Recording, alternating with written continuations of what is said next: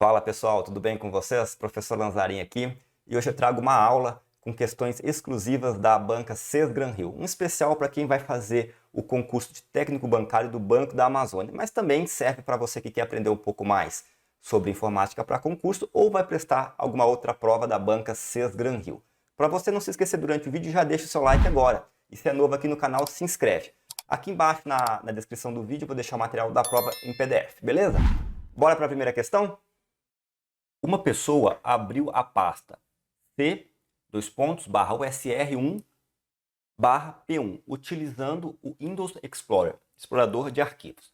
Selecionou o arquivo texto.txt, executou o comando copiar, Ctrl+C, e em seguida executou o comando colar, Ctrl+V. Supondo que não haja nenhuma restrição de acesso ao arquivo texto.txt, o Windows irá. Alternativa A fala: comparar informações sobre ambos os arquivos. A B fala: exibir uma mensagem de erro informando que a cópia não pode ser feita por já existir um arquivo com o mesmo nome. C fala: manter o arquivo original e criar uma cópia com o nome texto, entre parênteses 2.txt. D, abrir o diálogo, substituir ou ignorar arquivos. E E, manter o arquivo original e criar uma cópia com o nome texto-cópia txt. Bom, questão bastante simples. Nós temos lá uma pasta na unidade C. Dentro dessa pasta a gente tem um arquivo de texto, nome texto.txt. Aí o usuário dá um Ctrl+C, Ctrl+V, ou seja, ele copia e cola o arquivo. E a questão quer saber o que vai acontecer. Bom, se nós temos um arquivo A, você vem cá, copia e cola esse arquivo no mesmo local, o que vai acontecer? Vai replicar o nome desse arquivo com um sufixo que é traço cópia. Tranquilo? Aqui na nossa questão ainda tinha a extensão do arquivo, né? Vamos dizer que fosse a.txt, nós teríamos a tracinho cópia.txt. Beleza? Então, se você copiou na mesma pasta, no mesmo local, é isso que vai acontecer. Duplica o nome, o arquivo é duplicado, né? Mantém o original, cria um outro novo, e vai ter o nome do original, mais esse sufixo aí que é espaço, traço, espaço, cópia. Então, a alternativa A é falsa, porque fala que vai comparar a informação de ambos. A alternativa B fala que vai exibir uma mensagem de erro e informando que a cópia não pode ser feita por já existir um arquivo com o mesmo nome. Isso é falso, tá? A cópia ela vai ser feita sim. A alternativa C fala manter o arquivo original, ok, e criar uma cópia, ok, com o nome texto, entre parênteses 2.txt. O erro está aqui, tá? Teria que ser texto.cópia, depois o txt, né? Então, a alternativa C é errada, porque o nome aqui é errado. A alternativa D fala abrir o diálogo, substituir ou ignorar arquivos, falsa também, a gente já sabe que vai criar uma cópia. Então, portanto, nossa resposta correta é a alternativa E, manter o arquivo original e criar uma cópia com o nome texto, tracinho, cópia.txt. Beleza? Então, resposta correta, alternativa E. Bom, temos agora uma questão de atalho, um tipo de questão que a Sesgran-Rio também adora cobrar. Vamos lá. No Código de Práticas de Segurança da Informação, recomenda-se que o acesso ao ambiente operacional, área de trabalho de um computador, seja bloqueado quando o usuário do sistema se ausentar do seu posto de trabalho.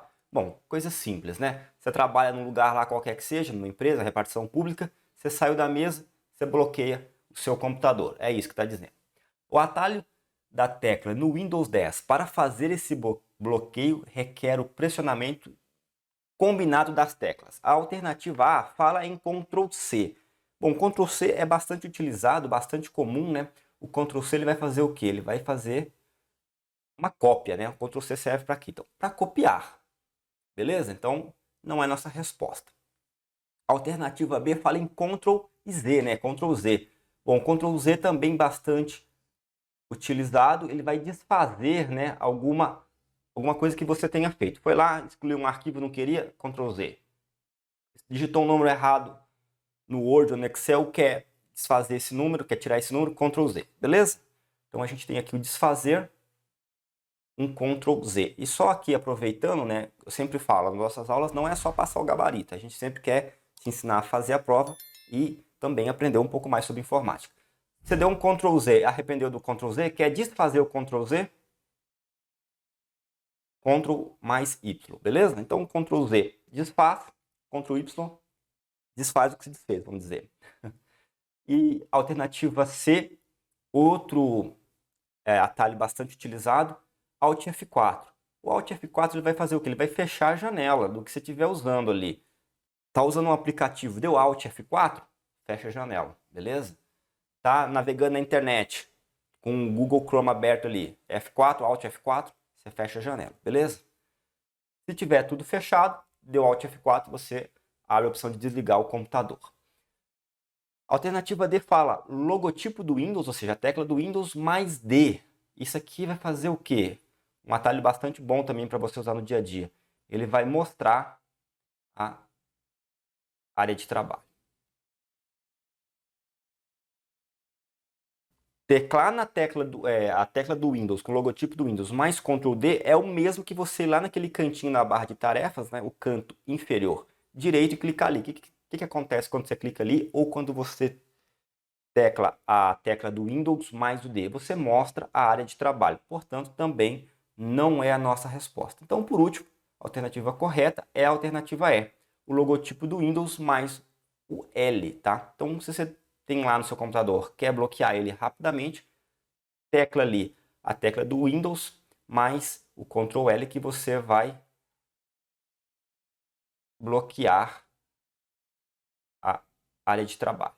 Então, novamente, a nossa resposta correta, alternativa E. Então, vamos para a próxima questão.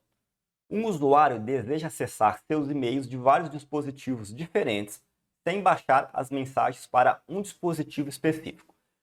Qual é o protocolo que permite que isso aconteça? Alternativa A fala em HTTP, alternativa B fala em SMTP, C, POP, alternativa D, IMAP e, por último, a alternativa E fala em FTP. Outro tipo de questão que a SESGRAN Rio está sempre cobrando, no caso, questão sobre protocolo e principalmente sobre esses protocolos de e-mail que nós vamos ver agora.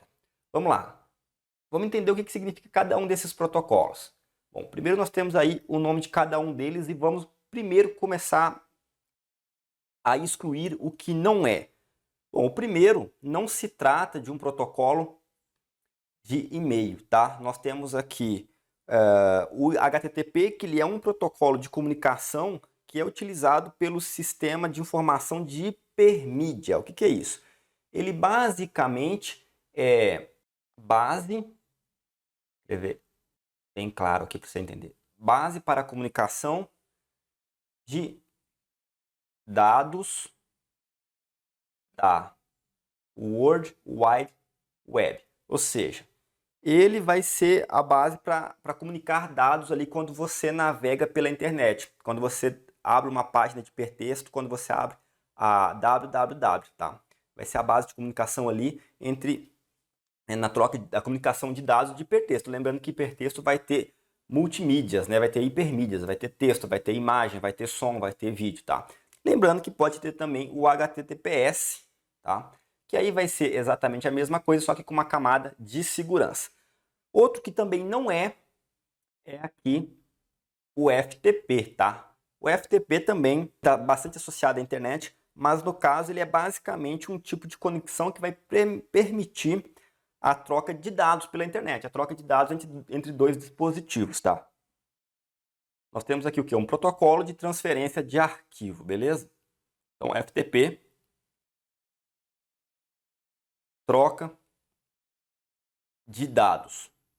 Aí a gente fica aqui com essas três opções, que sim, essas três opções são referentes a e-mails. Vamos fazer uma tabelinha aqui para que vocês entendam melhor. Então, nós temos aqui e-mail, ok? Nós vamos ter o quê?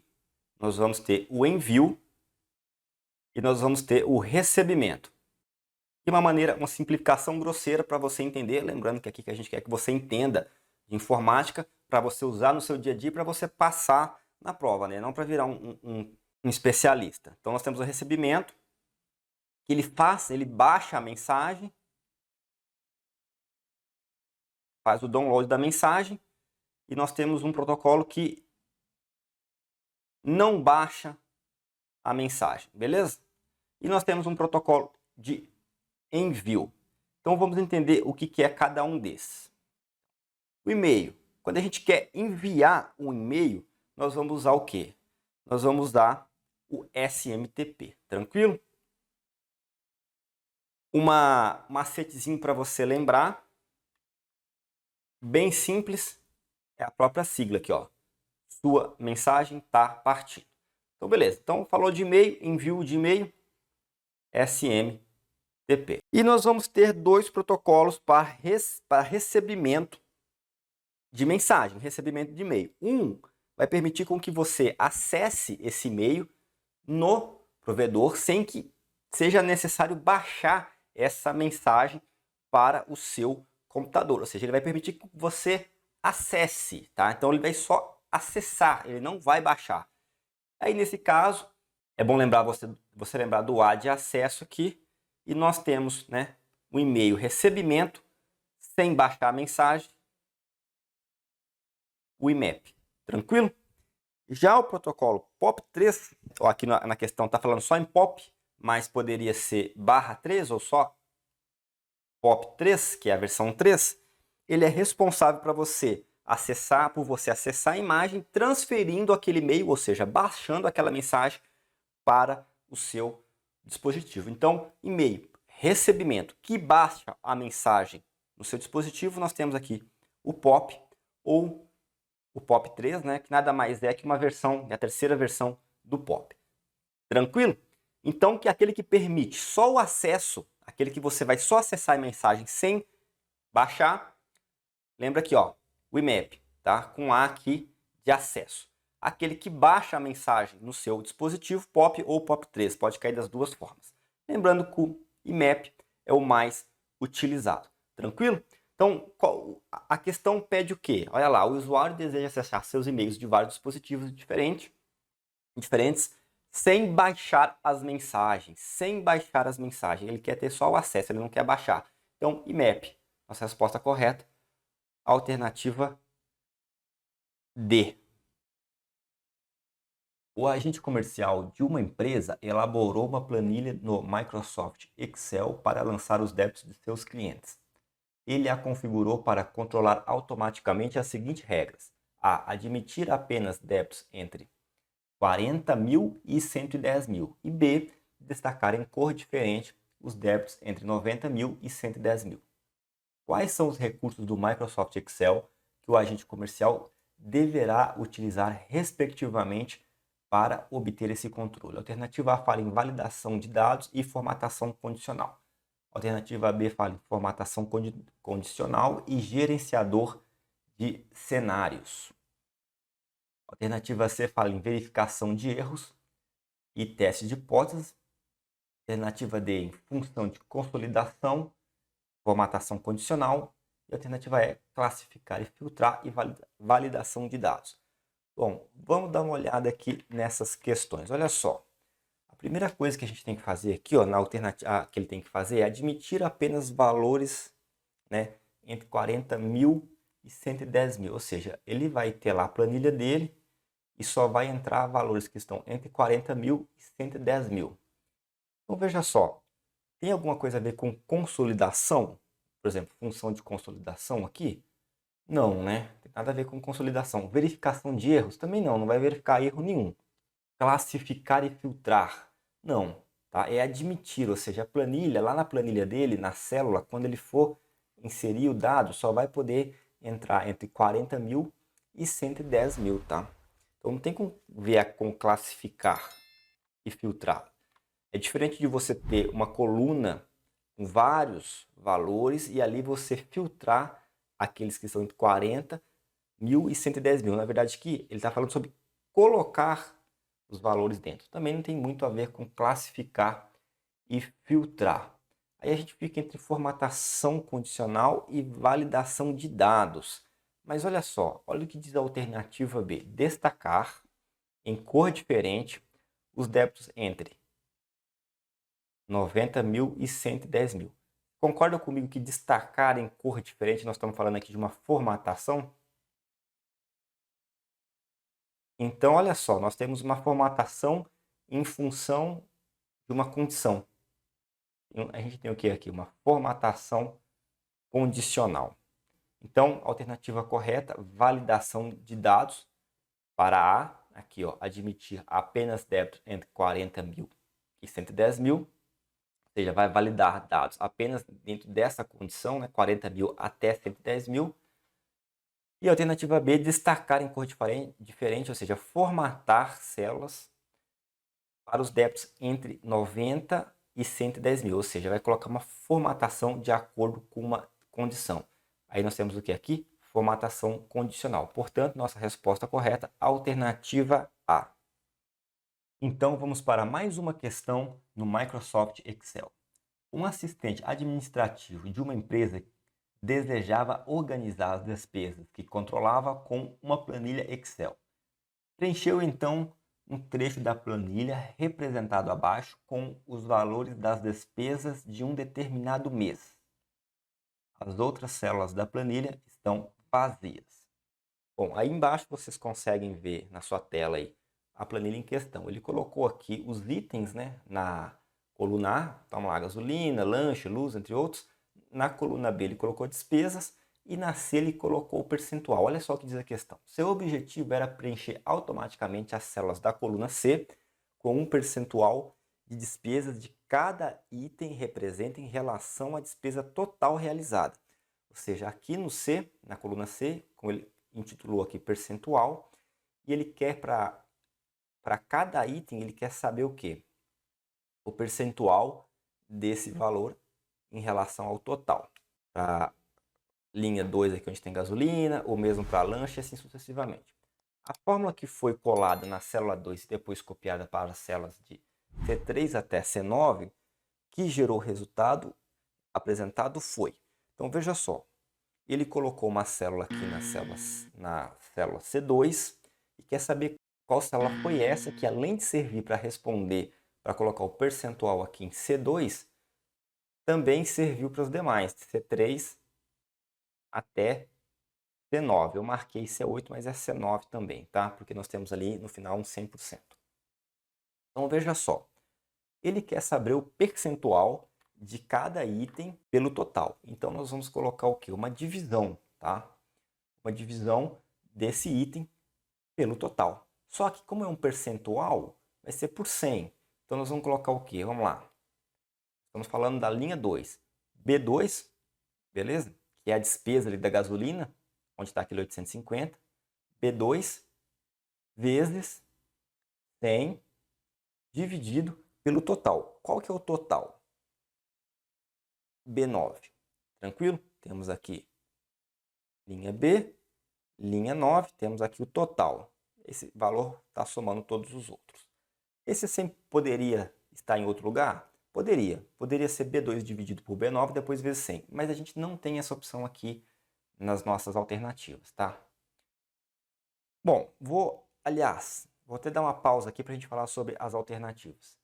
Tá vendo essas com percentual aqui? Já pode cortar. Não é necessário colocar o sinal de percentual para que se traga um percentual na nossa planilha aqui, tá?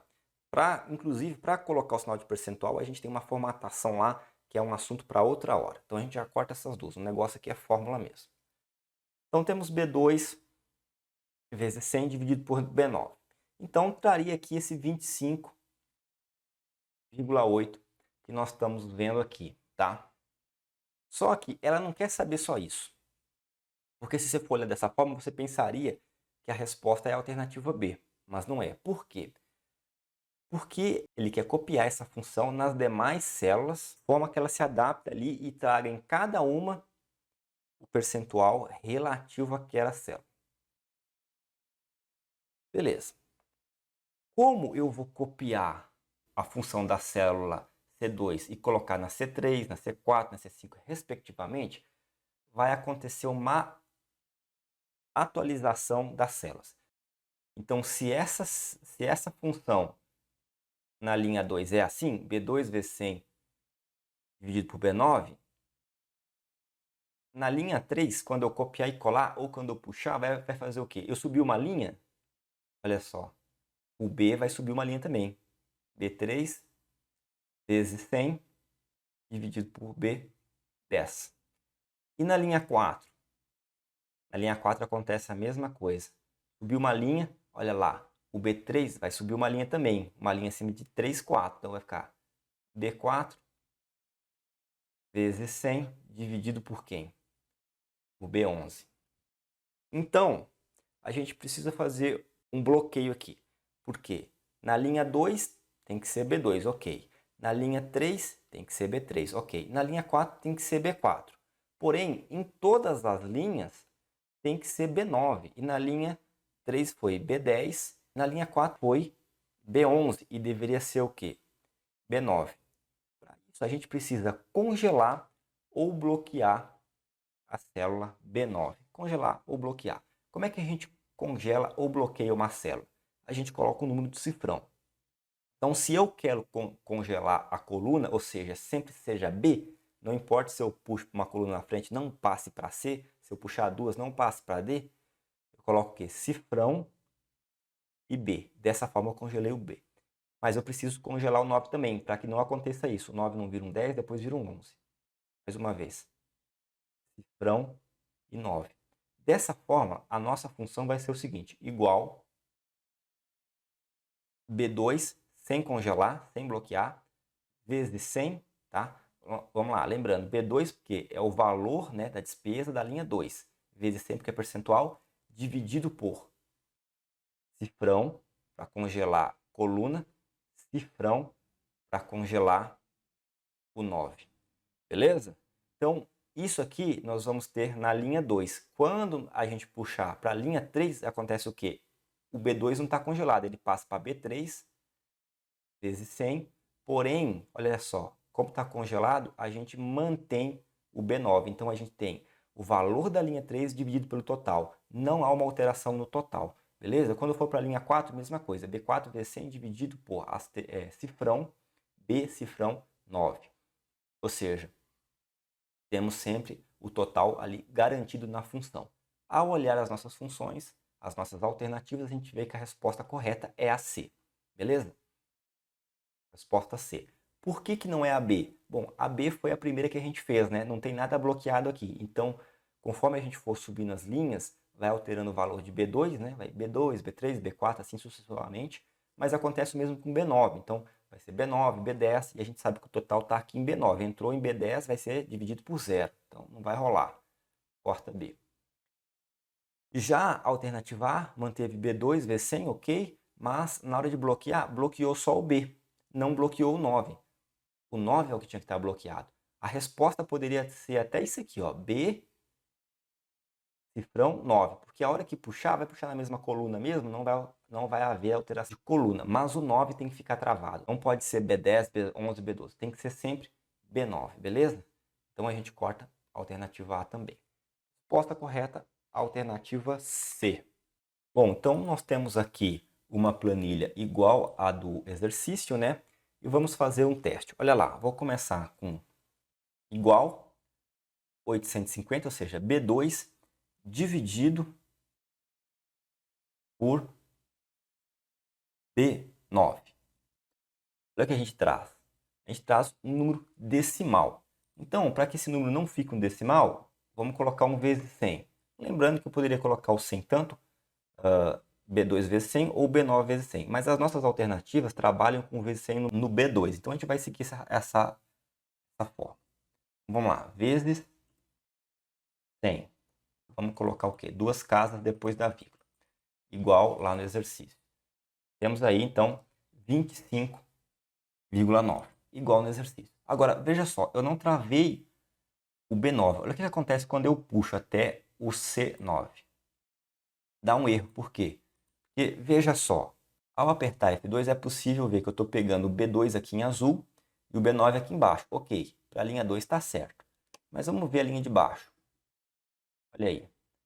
Na linha de baixo, apertei F2 novamente e você consegue perceber que eu estou pegando o B3 na linha 3, ok, está tudo certo, mas o B9 virou um B10 e está pegando o B10 aqui que está vazio. Então, já dá um erro, né? Então, a gente vê que vai acontecendo isso sucessivamente.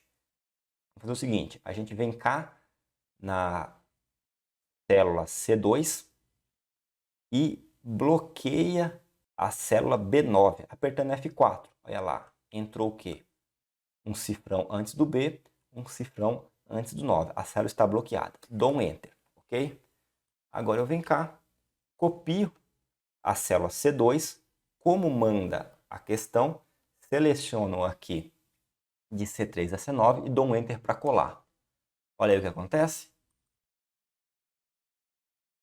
A gente tem o percentual de cada uma das despesas. E agora a gente pode verificar que o B3 atualizou, mas o B9 manteve travado lá no total. E a gente pula para a linha 4, B4, B9 travado. E assim sucessivamente até chegar na última questão, onde tem B9 dividido por B9 vezes 100, que vai dar naturalmente 100 representando 100%. Então vamos seguir aqui uma questão sobre e-mail. O envio e o recebimento de mensagens de correio eletrônico são atividades corriqueiras, tanto nas organizações quanto no dia a dia da grande maioria da população brasileira. No entanto, há situações em que as mensagens enviadas são devolvidas com um aviso de que não puderam ser entregues ao destinatário. Um dos motivos que justificam a não entrega de uma mensagem de correio eletrônico ao destinatário é porque a alternativa A fala o seguinte: a estação de trabalho que o destinatário utiliza está desligada. Essa aqui, ela é o que? Ela é falsa, tá? Por quê? Porque uma mensagem, né, o funcionamento, a comunicação via e-mail, ela é assíncrona. O que isso significa? Significa que não há necessidade do computador estar ligado para ela receber a mensagem, tá? Então, seu e-mail vai receber uma mensagem de e-mail, mesmo que o computador esteja desligado, mesmo que você não esteja ali com o seu e-mail aberto no computador, tá? Porque ela é assíncrona. É diferente do WhatsApp, tá? Se você está com o seu celular desligado e alguém te manda uma mensagem de WhatsApp, você não recebe, beleza? A alternativa B fala o seguinte: a caixa postal de correio eletrônico do destinatário atingiu um limite pré-determinado de tamanho, como por exemplo, em bytes. Verdadeiro. Nossa resposta é a alternativa B. Mas como isso se dá? Tem que pensar o seguinte: a maioria das contas de e-mail, dos servidores de e-mail, elas disponibilizam contas de e-mail que são gratuitas, né? Gmail, Hotmail, entre outros. Elas têm você usa ali e não paga, você tem um serviço gratuito. Porém, existe um limite de recebimento, geralmente ali em torno de 15 gigas. Não sei se isso mudou, né? Faz tempo que eu não confiro para te falar a verdade, mas geralmente é em torno de 15 gigas, tá? E claro, isso faz parte do modelo de negócio dos provedores de e-mail. Aqueles que precisarem de mais espaço vão ter que pagar, né? Vão ter que fazer uma assinatura. Então, lembrando que por que você tem um limite ali, né? Primeiro, que faz parte do modelo de negócio. Eles vão colocar um limite pré-determinado para você usar de graça, e se você precisar usar mais, você vai ter que pagar, como uma grande parte dos serviços de internet, né? Você tem ali uma amostra gratuita, e dependendo do uso, você vai precisar de pagar por uma versão mais avançada. Alternativa C fala: o destinatário possui muitos endereços de correio eletrônico cadastrados no domínio internet. Bom, isso não tem nada a ver. O destinatário ele pode ter quantos e-mails ele quiser, né? A pessoa pode ter quantos e-mails ela quiser. Mas, quando a pessoa enviou, ela enviou para um ou mais endereços de e-mail. Então, se esse e-mail existe, ele recebe. Se foram para vários e-mails, cada um desses e-mails vão receber, se eles existem. Não tem que vir cá e olhar se o usuário tem um ou mais, ou se existem mais, né, destinatários. Cada e-mail é um endereço, cada e-mail é único. Então, se colocou aquele endereço lá, vai ser enviado para ele, beleza? Não tem nada a ver com a quantidade que o usuário tem. E lembrando, cada e-mail é único. Então, essa aqui é falsa também, né? A gente já sabe qual é a resposta. A alternativa D fala: o destinatário não estava utilizando a estação de trabalho no momento do recebimento da mensagem de correio eletrônico. Falsa também, a gente já conversou sobre isso. E-mail é assíncrono, né? Não precisa do computador ou do celular estar ligado para receber. A alternativa E fala o seguinte: o destinatário estava utilizando muitos programas ativos na estação de trabalho no momento do recebimento da mensagem de correio eletrônico. Falso também. Cada aplicativo tem seu protocolo, cada aplicativo tem a sua forma de conversar com a sua rede, né? Com o seu similar, né? Então, nós estamos navegando pela internet é uma coisa, e-mail é outra, e não tem nada a ver isso uma coisa com a outra, beleza? O e-mail vai chegar lá na sua caixa de entrada, independente de quantos aplicativos você estiver utilizando no seu computador. E como a gente já falou, o seu computador não precisava nem estar ligado para você receber, beleza? Então essas coisas elas não vão influenciar. O que pode fazer com que não receba é, né, claro, se o e-mail não existisse, mas não é a questão aqui, e o fato da caixa de entrada, e é importante vocês lembrar que isso, porque a Sesgran Rio também às vezes cobra o termo, né, o nome das pastas destinadas aos e-mails recebidos, né? Se essa caixa de entrada tiver cheia, aí é capaz de não receber, né? Não vai receber o e-mail. Então, para finalizar, nossa resposta correta, alternativa B. Então, vamos para a questão seguinte, uma questão sobre Microsoft Word. Considere o texto abaixo. Curiosidades sobre o carnaval. Bom, aí a gente tem o nosso texto, né? 2 parágrafos, lá embaixo a gente tem a fonte do texto. A questão diz o seguinte, o trecho acima, digitado no Microsoft Word 2016, em português, pode ter sua formatação modificada para ressaltar as palavras afoxés, frevo, maracatu e corso. Para que sejam escritas em letras maiúsculas, o autor do texto, depois de selecionar a palavra que será modificada, pode. Alternativa A, falei clicar no botão maiúsculos e minúsculos. Esse botão que você está vendo aí na sua tela chama maiúsculos e minúsculos, tá? Para a resolução da questão e escolher a opção colocar cada palavra em maiúsculo. A B fala para clicar no mesmo botão, né? Maiúsculos e minúsculos, e escolher a opção maiúsculo. Já a alternativa C, ela fala para você clicar nesse botão que tem um azinho com uma setinha para cima aqui, ó. Também, né, cita que ele tem esse atalho, Ctrl Shift maior que, escolher a opção colocar cada palavra em maiúsculo. A alternativa D cita o mesmo botão e fala para, só que aí cita um outro controle, né, um outro atalho, ou seja, Ctrl Shift menor que, escolher a opção maiúscula. E por último, a alternativa E fala em clicar no botão letra capilar. Bom, vamos entender. A gente tem algumas palavras aqui no texto, tá? Vamos só não vai fazer diferença no nosso entendimento, mas vamos grifá-las aqui. A gente tem algumas palavras aqui no texto, que são afoxés, frevo, maracatu e corso. Tem mais aqui, mas são essas. Vamos lá. A questão diz o seguinte, se o autor do texto quiser colocar essas palavras escritas em letras maiúsculas, o que ele deve fazer? Aí nós temos uma série de opções com botões, atalhos e tudo mais. Vamos ver essas opções lá no Microsoft Word e depois a gente volta aqui para resolver essa questão. Bom, temos aqui o Microsoft Word, todos aqueles botões que apareciam lá na questão, eles estão aqui no grupo fonte da guia página inicial. O primeiro que aparece lá é esse Azinho com A menor, que é o minúsculas e minúsculas. Olha o que diz o texto. Mudar o texto selecionado para maiúsculas e minúsculas ou outros usos comuns de maiúsculas e minúsculas. Bom, isso aí já faz a gente entender. Vamos olhar o que tem esse Azinho para cima. Aumentar o tamanho da fonte. O Azinho para baixo, olha lá, diminui o tamanho da fonte. Então, olha só, eu vou selecionar essas 5 frases aqui. Inscreva-se no canal Ciência Exata. E vou clicar no Azinho para cima. Veja que não dá opção, você não tem uma caixa de opções para você escolher tipo maiúsculas ou colocar cada palavra em maiúscula, como diz a questão. Você pode clicar neles e olha o que acontece. Aumenta a fonte. E aqui com Azinho, com a setinha para baixo, o que acontece? Diminui a fonte, beleza? Vou deixar aqui no 16, que é um tamanho bom para nós.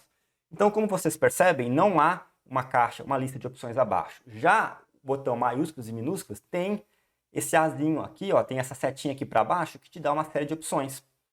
Primeira letra da frase em maiúsculas, desculpa. A segunda opção é minúsculas. A terceira opção é maiúsculas. A quarta opção, colocar cada palavra em maiúsculas. E a última alternativa, alternar maiúsculas e minúsculas. E como você pode ver, cada uma dessas opções transforma o texto da forma como está escrito. Por exemplo, primeira letra da frase em maiúscula. Vai fazer o quê? Vai colocar a primeira letra da frase em maiúscula. A nossa primeira frase está toda em minúscula. Vamos selecionar ela e escolher a primeira opção. o I ficou maiúsculo, percebe? Então, é isso que faz colocar a primeira letra da frase em maiúsculo. Já a segunda opção não vai mudar nada, porque é deixar a minúscula, nós já estamos tudo em minúsculo, não mudou nada. A terceira opção é o quê? Maiúscula, o texto inteiro maiúsculo, olha lá. Clicamos e ficou tudo maiúsculos. Vou colocar a segunda opção aqui também, tudo maiúsculos. Beleza? Agora a gente pode vir cá e ver o funcionamento da segunda opção, que chama minúsculo. Aí, estava tudo em maiúsculo, a gente diminuiu. Vamos para a quarta opção. A quarta opção falava colocar cada palavra em maiúsculo. Essa aqui eu acho a mais problemática, porque ela fala colocar cada palavra em maiúsculo. Parece que cada palavra vai ficar em maiúsculo, mas não é. Isso aí é colocar a primeira letra de cada palavra em maiúsculo. Ao clicar nela, você vai ver que a primeira letra de cada palavra vai ficar maiúscula e as demais continuará em minúsculo. Percebe? Já a última, né? A alternar maiúsculos e minúsculos vai fazer o seguinte: o que está minúsculo fica maiúsculo, o que está maiúsculo fica minúsculo. Como está tudo minúsculo, todas ficarão maiúsculas, concorda? Olha. Mas agora eu vou fazer o seguinte, eu vou colocar cada palavra em maiúscula, aí ó, para que cada primeira letra fique em maiúsculo. E agora nós vamos colocar em alternar, para a gente ver melhor o funcionamento dessa função. Vamos lá, alternar maiúsculos e minúsculos. Aí, antes a primeira letra de cada palavra estava maiúsculo, agora está minúsculo. As demais estavam minúsculas, agora está maiúsculo. Beleza? Então, o que pedia a questão? Colocar tudo em maiúsculo. A gente percebeu que isso é aonde? Aqui no botão maiúsculos e minúsculos. Escolhendo a opção maiúsculo. Vamos voltar lá para a questão. Bom, então nós podemos ver lá no Word o funcionamento dos botões que estão aqui na questão. E a gente percebeu que para fazer uma alteração na formatação, né, quanto a letras maiúsculas e minúsculas, a gente tem que usar o quê? O botão maiúsculos e minúsculas, que é esse botão aqui que eu já circulei, né? Mas vamos aqui, ele é um A maiúsculo, um A minúsculo e uma setinha para baixo. E por que essa setinha para baixo? Lembrando, ela dá aquela lista de opções lá para nós escolhermos. Então a gente pode cortar a alternativa C, que fala no botão para aumentar a fonte, a mesma coisa a alternativa D, e a gente pode cortar também a alternativa E. Então, beleza, clicar no botão maiúsculos e minúsculas, ok, isso mesmo. Depois fala colocar cada palavra em maiúscula. O que vai fazer colocar cada palavra em maiúscula? Vai ficar igual está escrito aqui, ó, cada primeira letra em maiúscula, beleza? Então a gente corta também. Sobrou para nós a alternativa B. Clicar no botão maiúsculos e minúsculo para a resolução da questão, ok. E escolher a opção maiúscula, exato. Se a gente quer colocar todas as letras em maiúsculo, a gente vai lá no botão maiúsculos e minúsculos, clica aqui na setinha de opções e escolhe a opção maiúsculas. Lembrando que lá no Word, como vocês puderam ver, a palavra maiúsculas está com todas as letras maiúsculas, assim como ficará as palavras que forem escolhidas, né, que foram selecionadas para essa opção, beleza? Portanto, nossa resposta correta é a alternativa B. Os responsáveis por procedimentos de segurança da informação devem se preocupar com usuários mal intencionados, muitas vezes responsáveis por geração de prejuízos empresariais disseminando malwares, roubando senhas ou realizando outra ação qualquer de invasão dos sistemas da empresa. Um exemplo típico é o programador competente, mas mau caráter, que produz programas maliciosos, capaz de programar-se automaticamente pela rede de computadores da empresa em que trabalha, por meio de cópias de computador para computador, provocando, por exemplo, lentidão na rede, desaparecimento de arquivos, etc. Os males que esse tipo de programa produz ainda seriam mais graves se dispusessem, como outros malwares, de mecanismos de comunicação que proporcionassem seu controle remoto pelo agente invasor. Esse tipo de programa malicioso, conhecido como alternativa A fala em adware, a B fala em spyware, a C em keylogger, a D em vírus e por último a alternativa E fala em worm. Então vamos aqui, como sempre, entender cada uma dessas palavras, cada uma dessas alternativas para a gente chegar na resposta correta. A primeira questão aqui fala em adwares, né? O que é esse ad aqui? Esse ad, ele não é nada mais, nada menos do que ad de advertisement, tá? Que em inglês significa propaganda, né? Então, nós temos aqui esse ad de advertisement, que nada mais, como eu falei, significa propaganda. E o que vai fazer esse tipo de malware? Ele é um programa ali que ele vai exigir uma grande quantidade de anúncios, né? Uma grande quantidade de propagandas, né? Muitas vezes, com pop-up, por exemplo, sem a permissão do usuário, tá? Ele também vai analisar os locais de internet que o usuário visita, ver as suas pesquisas ali, para lhe enviar publicidade que é relacionada ao tipo de pesquisa, de serviço que você utilizou, beleza? Então, lembrar sempre desse adware, né? Que são malwares relacionados à propaganda. Aqui nós já temos spyware, né? E esse spy aqui, ele vem de quê? Esse spy vem de espião. Espião, tá? E o que ele vai fazer? Ele vai ser um programa que vai monitorar as atividades do seu computador, de um sistema. E vai enviar essas informações para alguém, né? Para aquela pessoa que está interessada nelas, tá? Então ele vai espiar a utilização do seu computador, espiar, né? Capturar as informações ali no seu sistema e enviar para a pessoa mal intencionada. Depois aqui na alternativa E nós temos a keylogger, tá? Mais uma vez o inglês importante aqui, ó. Key, nesse sentido aqui, é tecla, né? Portanto, né, keyboard, seus teclados, né? Você tem um teclado ali, o keyboard. O que ele vai fazer? Ele vai capturar aquilo que está sendo digitado, tá? Eu vou colocar aqui, capturar teclado, ou seja, ele vai capturar aquilo que você digita. Nós temos aqui key de tecla, beleza? Nós temos também, a questão não fala, mas o screen logger, beleza? O que é screen? Screen é tela. Então, da mesma forma que o keylogger ele vai capturar as teclas digitadas, o Screen Logger ele vai capturar aquilo que acontece na tela do seu computador, do seu PC, beleza? Depois nós temos aqui o vírus, né? E é o que? O vírus é um programa de computador, geralmente ele é malicioso, né? E tem uma questão muito interessante do vírus aqui para a nossa questão. Como eu disse, ele é muito malicioso, geralmente ele é malicioso, ele vai se propagar nos computadores, fazendo como? Inserindo cópias de si mesmo ou se tornando parte de outros programas ou arquivos, né? Então ele vai estar sempre ali, ou ele vai estar um software no seu computador, ou ele vai se aproveitar de algum outro software e inserir uma linha maliciosa ali que faz uma atividade indevida, né?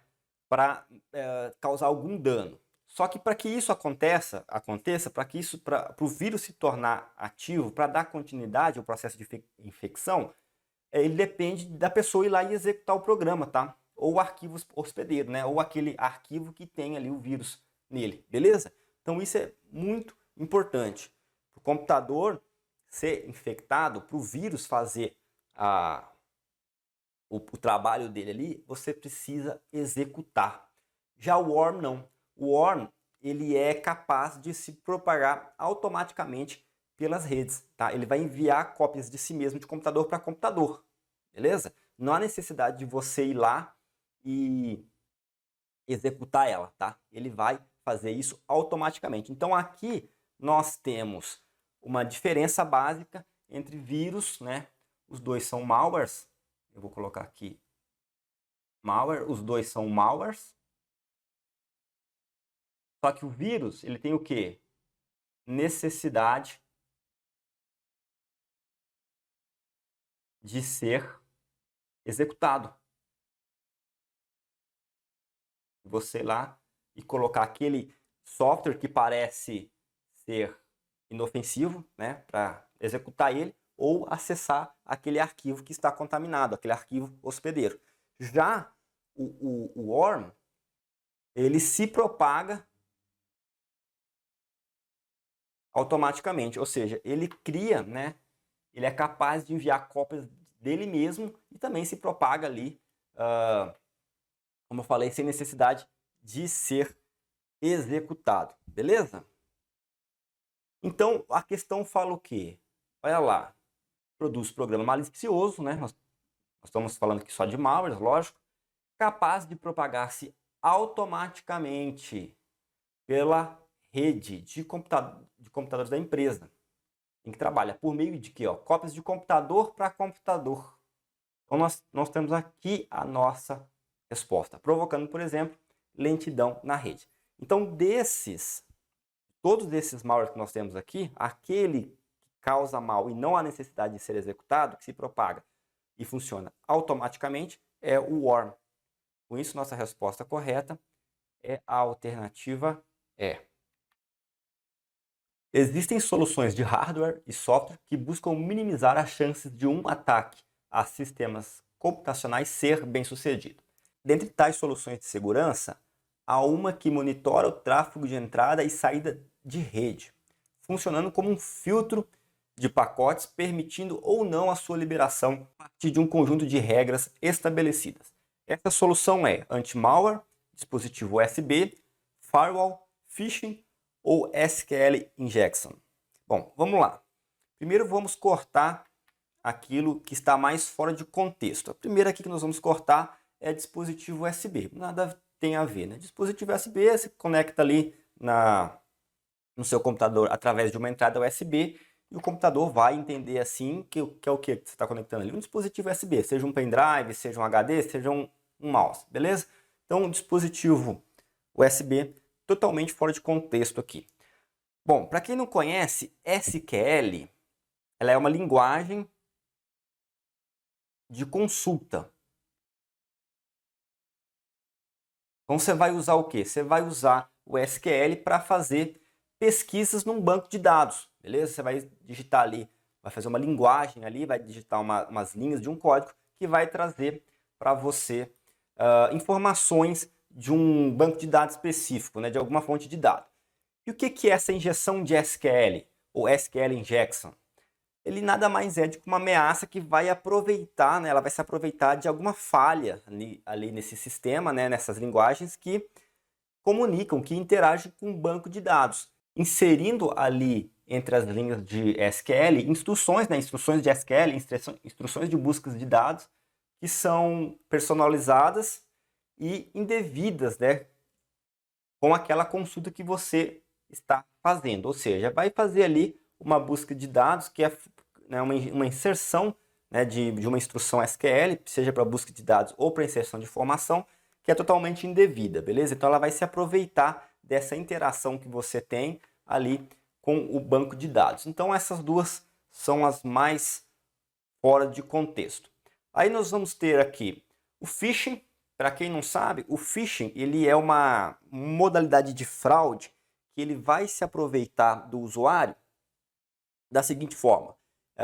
O hacker, né, ele vai se passar através de um e-mail, através de um site, de uma corporação, de uma instituição que é conhecida e confiável.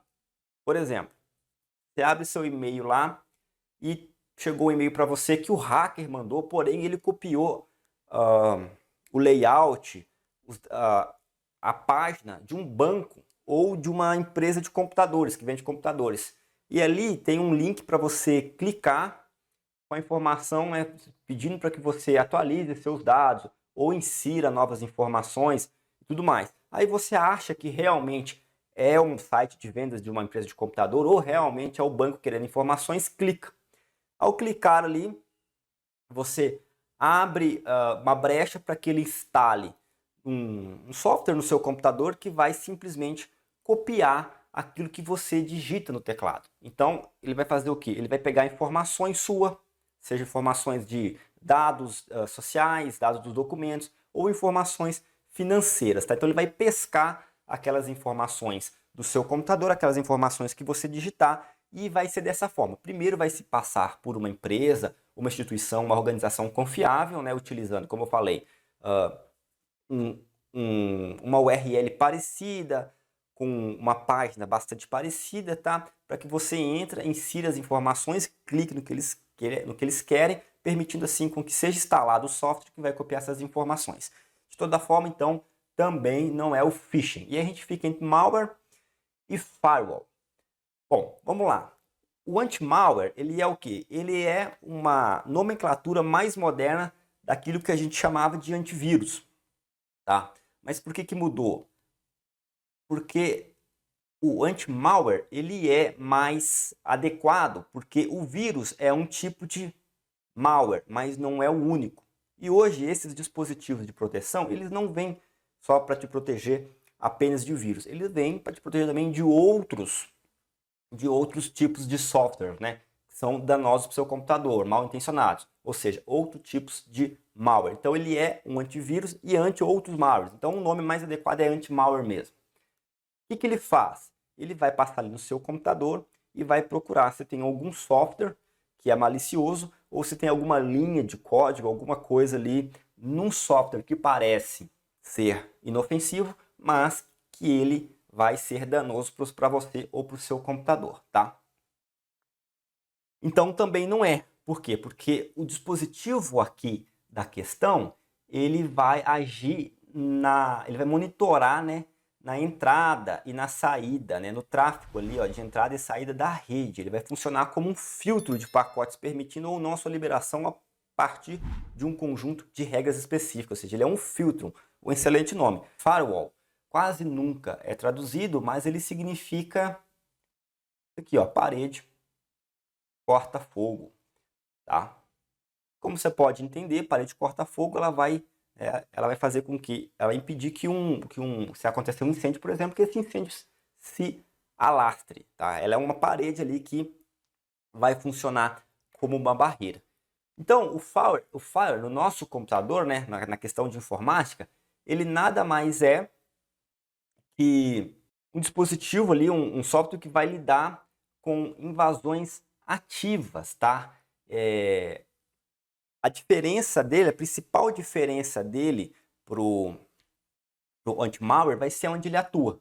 Enquanto o anti-malware, né? Lembrando que o anti-malware é uma linguagem mais moderna e mais abrangente do que antivírus. Enquanto esse anti-malware ele lida principalmente com ameaças no seu computador geradas por softwares ou por linhas de códigos, linhas de programação de um programa que aparentemente é inofensivo, o firewall ele vai agir como uma barreira inicial, determinando quais transferências de dados são autorizadas ou não dentro da rede que o computador está acessando. Ou seja, o firewall ele vai permitir ou não que uma informação, que uns dados saia ou entre do seu computador, beleza?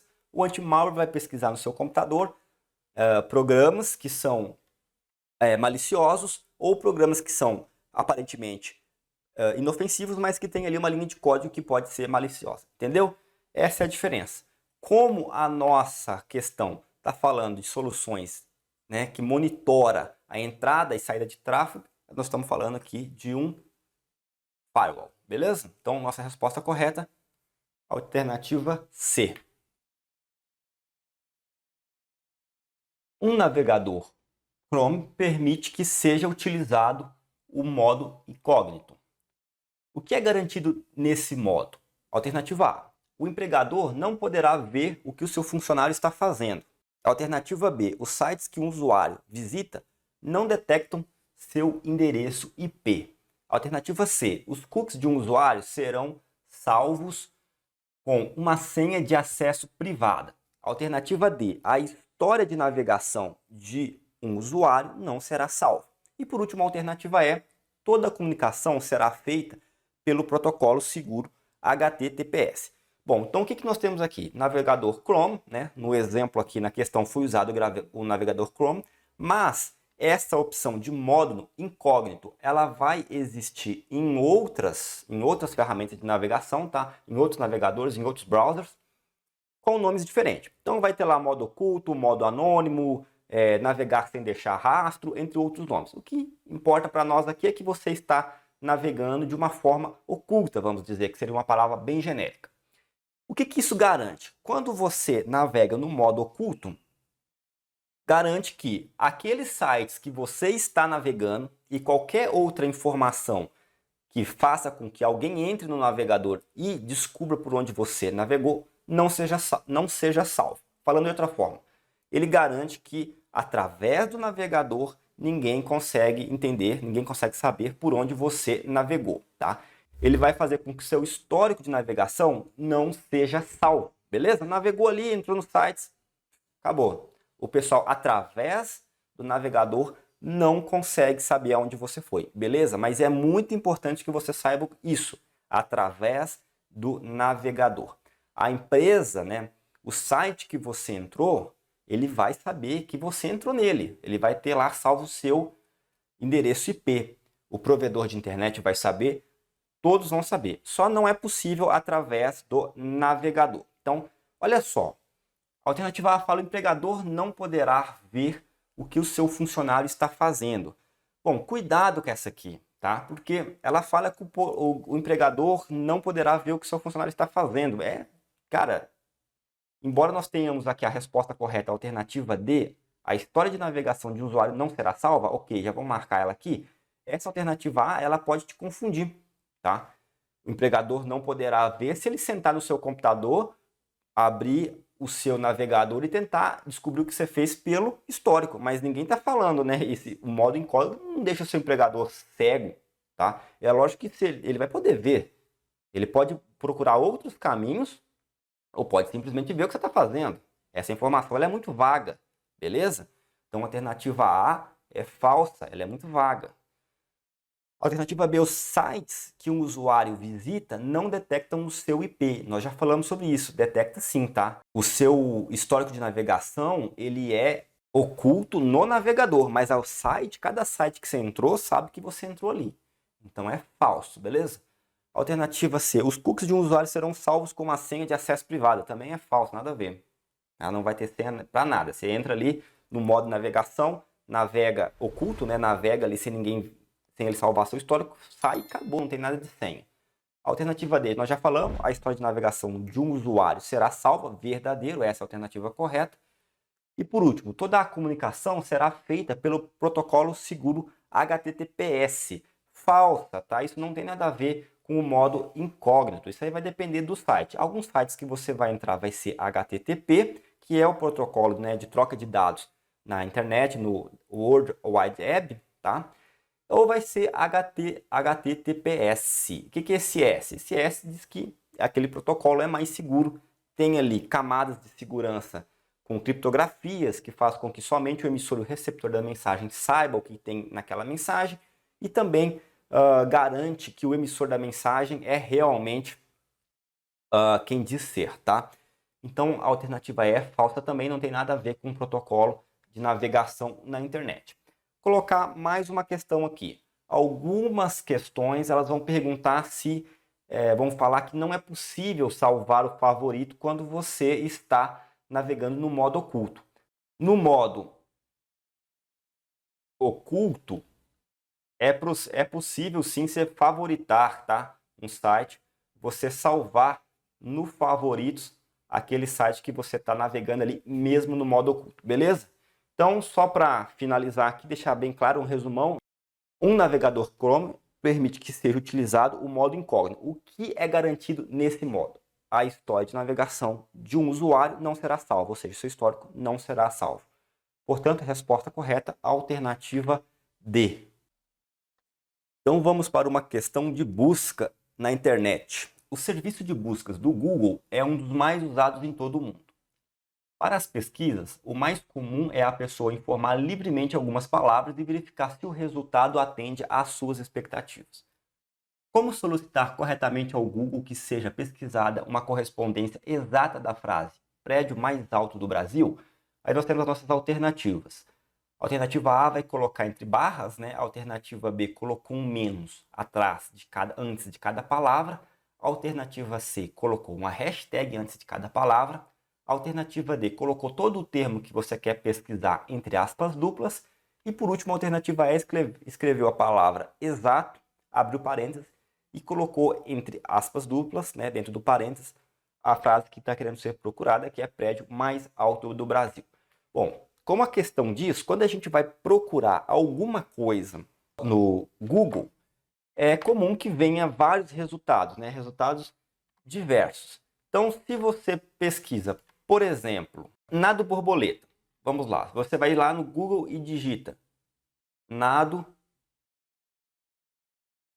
borboleta. Você quer saber sobre nado borboleta. É comum que venha resultados com o termo nado borboleta, mas também venha resultados com o termo nado, aí vai trazer outros tipos de nado, e também vai trazer resultados que tem apenas borboleta, desviando completamente o assunto. Você vai ter lá coisas sobre jardim, sobre insetos, sobre, né, uma infinidade de termos, beleza? Mas aí você quer saber apenas sobre nado borboleta, da natação, de nadar. O que você vai fazer? Você vai colocar esse termo entre aspas duplas.